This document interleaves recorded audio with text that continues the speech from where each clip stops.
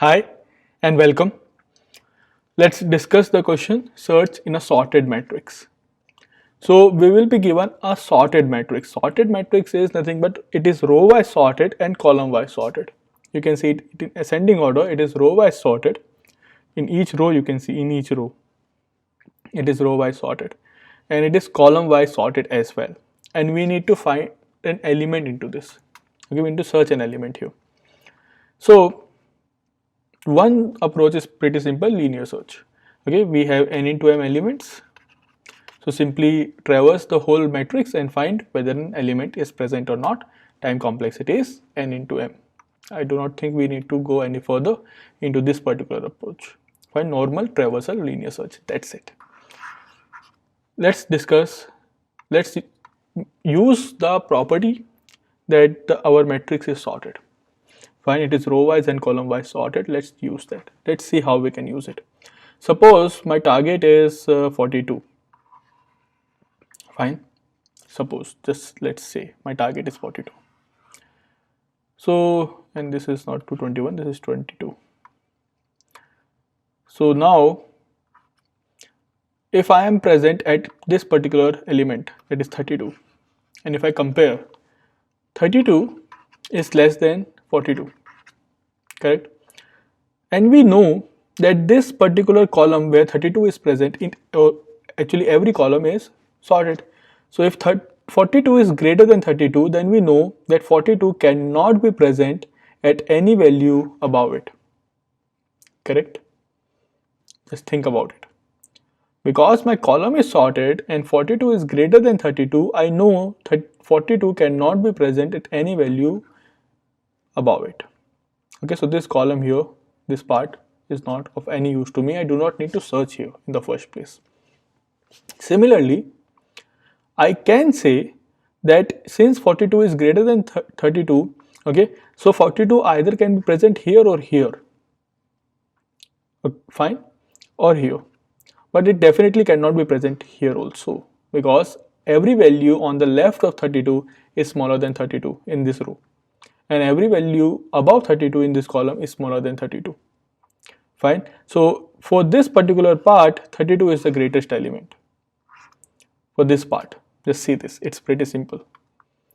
So we can actually say that okay, some rows and columns can be skipped, but where will I go next? That is the issue now, because from 32 I have multiple possibilities to go to. Let's reduce those possibilities. Let's start with some corner values where we can see. So we start with this particular value. Fine, my target is 42 and we start with this particular value. Now 6 is less than 42, correct? We can see it that 6 is less than 42. So because 6 is less than 42, we definitely know that this particular row on the left of 6 will not contain 42. There is no possibility that on the left of 6 anything is possible, because all the elements on the left of 6 is less than 42. So what we can do is we can directly skip this row and we can move to the next row. Now we are at 15. Now 15 is again less than 42. Again we can say that all the elements on the left of 15 on this row is not of any use, because all of them are definitely less than 15. So I can increment the row here, because now this row is not of any use, and obviously all the elements above 15 are also less than 15. Again 25 is less than 42, again we will increment. 35 is less than 42, again we will increment. Now but here now we say that 45 is greater than 42. 45 is greater than 42. So therefore we can say any element in this particular column now below this will definitely be greater than 42, correct? If 45 is greater than 42, then any element coming in this particular column below 45 will definitely be greater than 42. Fine, because it is sorted in ascending order. So therefore we cannot now move below in the column. Okay, we cannot increment our row, we have to decrement the column now. So in this case we decrement the column and we move in this direction. Fine, now we will check this part.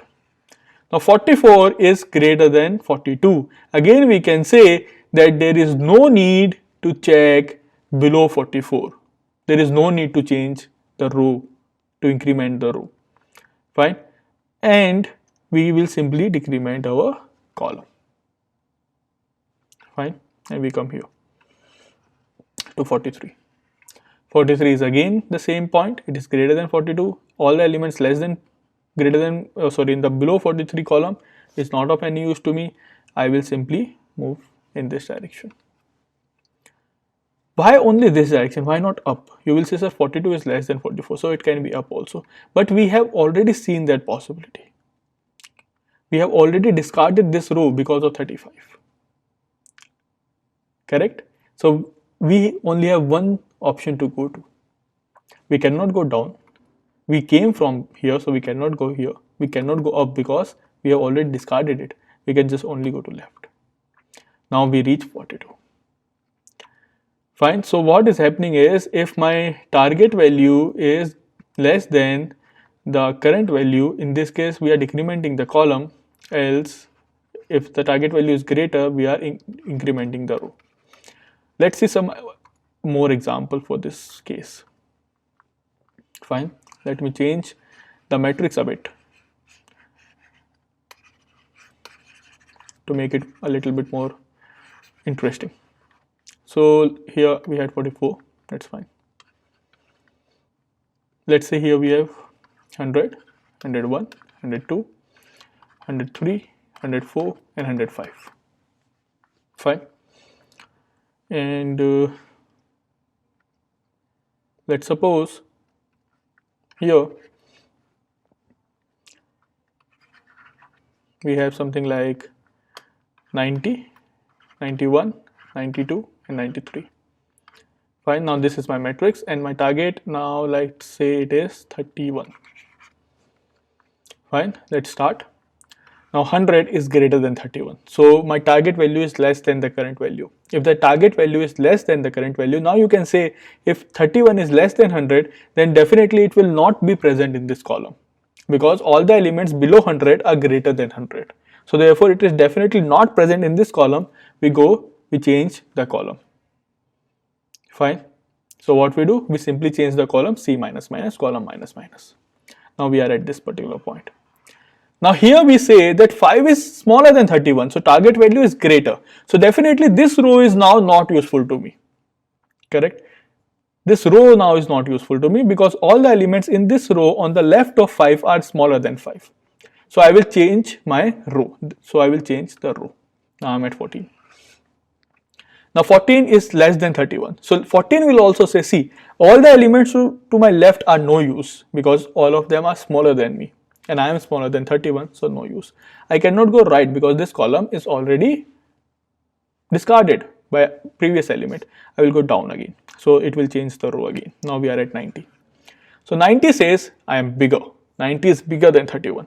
So in this case, he will say, see, now I do not want to go downwards because all the elements below me are greater than me. So these are all discarded. I will change my column. So it changes the column and we reach 23. 23 says I am smaller than 31. So this row is discarded. We go down in the column 33. From 33, it is greater. We change the column. 32 is greater. We change the column and we reach 31. So my path here is nothing but this. This is the path. Okay. This here is my path. Fine. I hope you understood this part. So coding wise is pretty simple. I'm not saying coding wise is difficult. It's pretty simple. What is the time complexity? The time complexity here is n plus m. Why? The worst case is when we start with the top right corner, we have to reach the bottom left corner. That is the worst case. Correct? That is nothing but if the target value is 50. So for 50, we will go like this. 90. 23 is smaller than 50, we go down. 33 is smaller, we go down, and we go here. Any point you take, any point, fine, maximum in the worst case, the number of elements are nothing but all the columns number of elements and the row number of elements. See, first column, fine, column again, column, column, column, column. Number of columns are done. Now rows, row element, row element, row element. This is again a row element and a column element. Then same for this, same for this. So each and every one row element and one column, n elements and m elements, n plus m elements in the worst case will be checked. Only n plus m elements. You can see any example, only n plus m elements will be checked in this, the approach that we are following. Fine. There is just one direction we are keeping, that we can move only in this particular direction each and every time and changing according to our input. Okay. So it is n plus m complexity, and it's pretty simple code that if the target value that we are choosing, that we want, is less than my current value, current row column value. So 5 is less than 50. So in this case, I will change the row itself. So if it is less, we will change the row equals to row plus 1. If the target value is greater than current, then we will decrement our column. Fine. I think I have written here opposite. It is, if it is greater than current, then column decrement. If it is less than current, then row increment. Fine. We can see it here because 90 is greater than 50. Okay. So this 90 is also there inside this particular line. If 90 is greater than 50, so we are changing the column, not the row. Okay. So because my target is less than the current, I am changing the column. Fine. And if my target is greater than the current, I am changing the row. Fine. So this is how it's happening. This will keep on running till we find the answer. Okay. So till we find an answer means, obviously in our given matrix range, that is our bound should be correct. So that means row number should be greater than or equal to 0 and the column number should be less than or equals to n. Fine. So how much time will this loop run now? Till we get the answer, but how much time will the loop run? We are starting with this particular thing, that is my row is 0 and my column is final m. Fine. Row is 0, column is m. And in the worst case, we can reach a point where my row is n and my column is 0. That is the worst case, correct? So this is what my loop will look like, that while the row is less than or equals to n and the column is greater than or equals to 0, the loop will run. Fine. This is the worst possible scenario. And in this loop, we will do these things, and this is the implementation. So we have used the, the property that the matrix is sorted. That's it. Okay. Now suppose if an element is not present, now that depends on the question what they want to print in the case where the element is not present. Fine. We will simply print -1 or -1 -1. Fine, as a coordinates. So let's see the implementation now.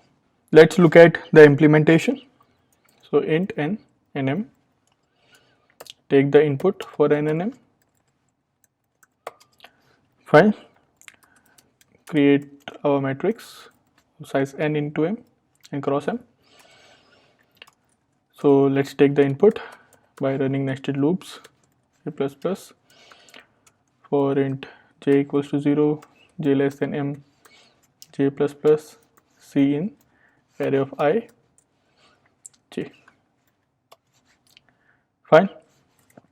Afterwards, once we take the input successfully, we will take the value that we need to search, target value. Okay. My row is 0, starts with 0. Column will start with m-1. Fine. And if we'll have a flag variable whether we find that particular element or not. So while row is less than n and column is greater than or equal to 0, if array of row and column is greater than value, fine, then we will do column minus minus. Else if array of row and column is less than value, Okay, so target value is greater. In that case, row plus plus. If it is exactly equal, in that case we can simply print out row and column and the coordinates or the cell numbers where the element is present. We'll do flag equals to 1 to indicate that we got the value, and we will break the loop. Fine. If after loop ends and my flag value is still 0, in that case this element was not present inside the matrix, so either we can print not present, or we can print -1, or we can print -1 coordinates depending on the question. Fine, that's it. So this is the implementation for search in a sorted matrix. Fine, time complexity is n plus n. There is no extra space required other than the inputs, so it is order of 1. So now let's have 5 cross 5, 2, 3, 4, 5, 10, 11, 12, 13, 14, 21, 22, 23, 24, 25, 30, 31, 32, 33, 34, 40, 41, 42, 43, 44. Okay, so I've made some error while inputting it. Let's run this again, and now I want to search 41. So 41 is present at 0, 1, 2, 3, 4 and 1. Okay, in 0 base indexing. So 4 and 1 is the correct answer. Yes, correct. Now for the same input, let's run it for various cases. Let's have 43. So 4 and 3, it's correct. Let's have now 12. So for 12 we will get 0, 1, 1, 2, 3, 1, 2, 0, 1, 2. So 1 and 2, that's correct. So this is the implementation, guys. Thank you.